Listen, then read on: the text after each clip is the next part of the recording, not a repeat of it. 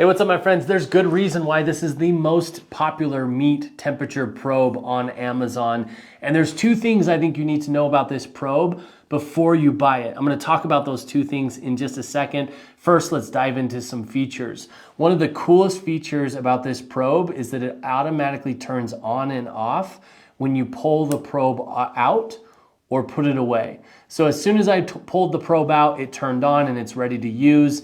And then as I put it away, it completely turns off, which is so cool. You're not wasting any battery life or anything like that. There is a 10-minute timer on the power as well. So if you do for some reason accidentally leave the probe out, or if you set it to the side when you're cooking like this, within 10 minutes, it's going to turn the unit off, so we don't waste battery. The batteries last really long. It comes with a battery in it, and it comes with a spare battery as well, which is really thoughtful. So as you have the probe open, you have a few different options. Now, I'm going to talk about usage of the probe in just a second. I've used a lot of temperature probes when I cook meat, and there's some specific things about this one that you want to be aware of. So let's keep talking about the features.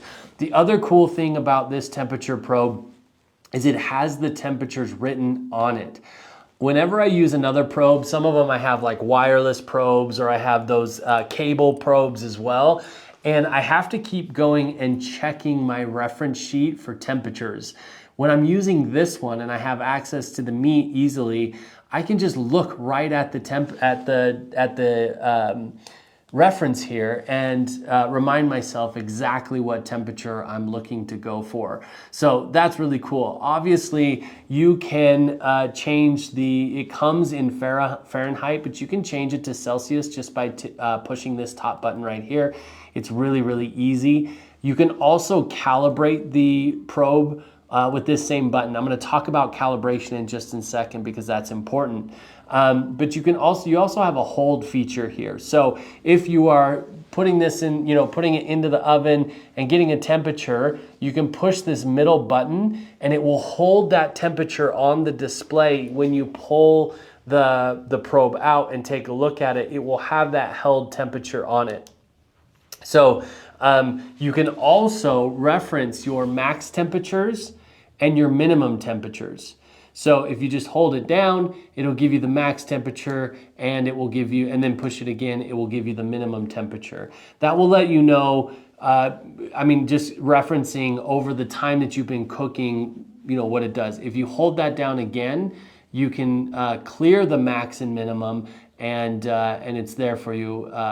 It'll be, the next time you cook, hold that down, clear it out if you want to know what your max and minimum temperatures were. You also have a backlight feature, so if you are cooking out on the barbecue in the dark, you can just turn that baby on, LED turns on, backlight on the LED turns on, and that's really, really useful. All right, so let's talk about calibration. First, one of the things you need to know about this probe is that it is not waterproof. You cannot hold this entire thing under the faucet or put it in the dishwasher. I think it's water resistant, but as you know, that's like always a little bit exaggerated. Do not submerge this thing in water. It will stop working.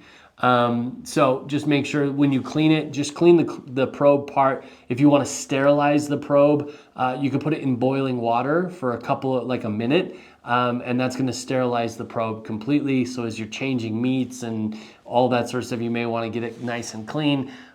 Just make sure that you sterilize the probe and clean it well. You can also just clean it with some Lysol or something like that you would clean the countertop with as well, that's disinfecting, some bleach, if you're really worried about that, okay?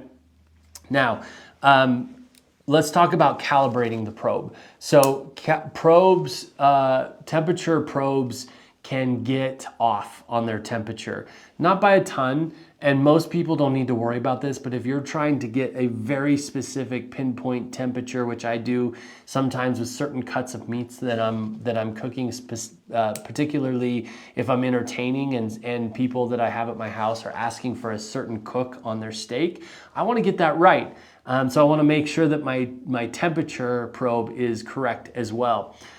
So what you can do to calibrate this is you can actually take some ice, put a little bit of water in, take some ice, put it in a cup, put water on the ice and stir it around. Let it sit for about 2 minutes so it comes down to a 0 Celsius point. Basically what you're looking at when you have ice cold water with ice in it is 0 degrees Celsius, 32 degrees Fahrenheit. Then what you can do is you can hold down the top button here, which is the temperature unit button. You can hold that down and then it will flash CAL on the LED, and then you can put the probe into the water and it will know that what it's reading at that time is 0 degrees Celsius, 32 degrees Fahrenheit.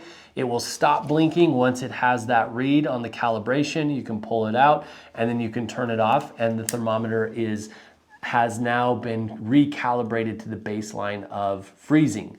So I hope this video has been helpful. This is a really useful tool when cooking, and it's, I mean, it is absolutely necessary if you're wanting to up the level of the cook on the meats that you're cooking. So I hope this has been helpful in understanding how to use this and also how to take care of it.